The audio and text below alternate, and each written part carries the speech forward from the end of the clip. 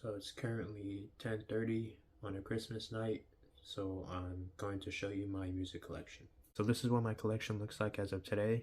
So I'm going to be starting off with my CDs. So this first CD is Tokyo Utopia by Lamp. They are a Japanese jazz pop band, and this album in particular is one of the most eccentric albums. So this next CD is also from Lamp. This is Lamp Genzo. This is one of their more mellow projects. And the song off this album, Yume Utsutsu, is actually the first song that I ever discovered from them. This is another Lamp album. This one is for lovers, and it's my favorite project out of all of their albums. So this next CD is from a J-rock band called the Peggies, and they're currently on an indefinite hiatus, but this particular CD is an EP and features 3 singles. So moving on to the next artist, this is Masayoshi Takanaka. He is a jazz fusion artist, and this is his album Seychelles, which is his first album actually. So this is another album from Takanaka. It's Brazilian Skies, and this one is influenced by Bossa Nova. So this is the next CD. This one is Tatsuro Yamashita's Right on Time. He's considered the king of city pop, and for good reason, because each song on this album is some of the best city pop has to offer. So another Tatsuro Yamashita album, this one is Rarities. I haven't heard every song off of this album, but again, it's a lot of good city pop. So this is another Yamashita album. This one is For You, and it's again some of the greatest city pop I've heard. And a side note, so a lot of these Tatsuro Yamashita albums aren't on streaming yet because he is not a fan of streaming services. I pray one day we will be able to see it. So another Tatsuro Yamashita album, this one is Big Wave, and it's actually a soundtrack to a movie of the same name. Came out in the mid-80s. And the song off this album, Magic Ways, is my favorite song he's ever created. So the final Yamashita CD I have, this one is Spacey, and I also have not heard every song off of this album, but again, I assume it's just more great city pop. So moving on to some soundtracks that I own. This one is the soundtrack to Kill la Kill. It is by Hiroyuki Sawano, and if you don't know who that is, he's also the one who made the soundtrack for Attack on Titan. So if you're familiar with that show, you know what this sounds like. One of my favorite soundtracks to a TV show. So this is the soundtrack for the Bunny Girl Senpai series. It is not what you think it is. It is not some erotic show. It is a slice of life drama anime.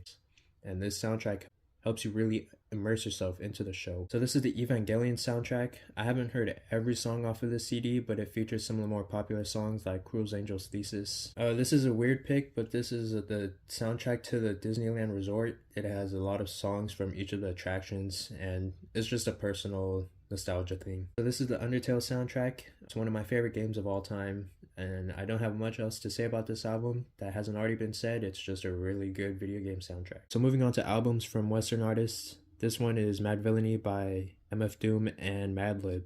They are one of the best lyricists and producers respectively. It's considered one of the greatest hip-hop / rap albums of all time, and I personally have to agree with that. So this one is Food by MF Doom. This one also features some of the greatest lyricism and rap schemes I've ever heard from any artist, and also some of the best production, and overall just another great rap album. So this next album I think deserves a video on its own. It's Donuts by Jay Dilla. It is, in my opinion, the greatest instrumental album of all time. And if you don't know the story, basically he was working on this album while in the hospital for lupus. He pretty much created this entire album in his hospital bed. He released it on February 7th and passed away 3 days later. Every song on this album features a sample that pretty much resembles his thoughts throughout his final moments in his life. It's just songs that I can't put into words. It's just an incredible and heart-wrenching listen. So this next album is also from Jay Dilla. This one is The Shining. It is the first album released by him after his passing. It was about 75% complete before his passing, so a lot of the work on here is from Jay Dilla himself. Great instrumentals with some good rap features. The final rap feature on this album is from his brother, and I think that is very special. So another album, this one is from Nas. This is Illmatic. It's also considered one of the best rap albums of all time, and I also can't disagree with that. So it's about 35 minutes of some of the greatest boom bap you'll ever hear. So moving on, this one is Rodeo by Travis Scott. In my opinion, it is one of the greatest psychedelic trap albums of all time, and the single 90210 off of this album is the greatest psychedelic trap song currently. So moving on to Astroworld by Travis Scott, another very popular psychedelic trap album from him. I mean, it's just Astroworld. Moving on to Utopia by Travis Scott. This is his most experimental album, and I have to respect him for that because when I first listened to this album, I did not like it that much. But after re-listening to it multiple times, I have to admit it is another great psychedelic trap album. So this next CD is from JPEG Mafia. This is I Lay Down My Life For You, his most recent work. If you don't know who he is, he's one of the greatest experimental rappers working currently. I don't know how to explain this album. You just kind of have to listen to it, and you're either gonna love it or hate it. So another JPEG Mafia album. This one is in collaboration with Danny Brown. It's Scaring the Hoes. It is just some more experimental hip hop and some of the best experimental hip hop out currently. So this one is Heroes and Villains by Metro Boomin. Here, Metro Boomin is just doing his thing. It's simple, straightforward, and it's really good. So moving on to Graduation by Kanye West, one of the most influential albums for me personally, and in my opinion, his greatest album yet. Not much to be said here, it's just Graduation. So moving on to Mr. Morale and the Big Steppers by Kendrick Lamar. In my opinion, it's his most underrated album, even though it is very highly rated. It is just basically him going through therapy, and it was very therapeutic for me too. So moving on from the hip-hop CDs, this one is Tame Impala's Currents. It is psychedelic, alternative album. I don't know really how to explain its genre. Just go listen to it. So this is Channel Orange by Frank Ocean. This is technically his first official album, even though he does have another album that is technically a mixtape, but we're not going to get into that. This is some really good modern R&B from Frank Ocean. So this next one is Song Machine by Gorillaz. This one is kind of special to me because the rollout for this album started right as the pandemic started in 2020. And so each song off this album reminds me of a specific point during the pandemic. But the album itself is really just a collection of singles. At least that's how it presents itself. And each song off this album is really good. So moving on to some more alternative CDs, this one is Mac DeMarco's This Old Dog, one of his more emotional works, and it deals a lot with emotions due to his estranged father. And the song Moonlight on the River is the highlight of this album, and the first time I heard it, I have to admit I did shed a tear. So moving on to another Mac DeMarco album, this one is Saturdays, and it's my favorite album of his. It is just a collection of some really good indie rock songs. So this next album is called Vibes. It is from a band called Vacations. You might recognize this album cover from a TikTok song that went viral back in around 2020. It was called Young. If you look it up and listen to it, you'll know what this album sounds like. It's just really good. And my last CD is actually another soundtrack. This one is for Minecraft. And I know that sounds kind of ridiculous, but it's generally one of the greatest ambient albums ever released. So moving on to my actual vinyl records. This first one is Ugly is Beautiful by Oliver Tree. I don't really know how to explain this one if you don't know who he is, so I guess just look it up and go listen to it for yourself. So this next one is the Charlie Brown Christmas Special soundtrack. This one is by the Vince Guaraldi Trio, and it's generally some of the best jazz I've ever heard. So this one is a little hard to see, but this one is the Guardians of the Galaxy soundtrack. It is the soundtrack to the first movie, and my personal favorite movie out of the three. It's just a collection of really good songs. So this next record is Red Moon and Venus by Kali Uchis, another really good R&B album. So this next album is from Lil Yachty. This one is Let's Start Here.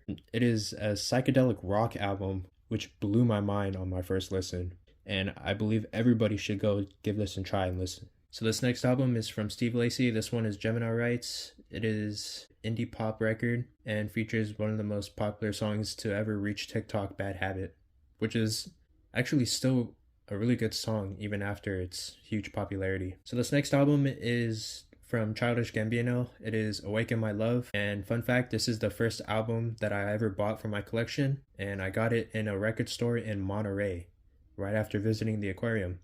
So this one is a little special to me. So this next album is The Forever Story by JID. It features some of the most impressive rapping I've seen recently, and overall it is just another really good modern hip-hop record. This record is from Vince Staples. It is Dark Times. It is his most recent work, released earlier this year. This is my first album I've listened from him, and it has converted me into a Vince Staples fan, so yeah, go check this one out. So moving on to what is not only considered one of the greatest rap albums of all time, but the greatest album of all time. This one is To Pimp a Butterfly by Kendrick Lamar. On my first listen, I really didn't get it, but after multiple listens, I understand and totally agree that this is just the greatest album to ever been released. Some of the most impressive lyricism I've ever heard, some of the most thought-provoking bars I've ever heard, some of the most intricate production I've ever heard. Everything about this album is genuinely a 10 out of 10, so go listen to it. This next one is Good Kid, Mad City by Kendrick Lamar. This album was introduced to me by my brother because he would play it constantly in our house, and has totally influenced my taste in music to this day. And I have to thank him for that, and thank Kendrick Lamar for again releasing one of the greatest rap albums of all time. This album is from Gorillaz. This one is The Now Now. I haven't heard every song off this album, but from what I have heard, it sounds like another good project from them. This album is Flower Boy by Tyler, the Creator, one of my favorite working artists right now. His work is absolutely visionary, and it is most visible here on this work, Flower Boy. Not much to say about it, just it's Flower Boy. So this one is kind of hard to see, but this one is Call Me If You Get Lost by Tyler, the Creator. I shouldn't really have to explain this one because it's Tyler, the Creator. Igor by Tyler, the Creator. Again, I shouldn't have to explain this one.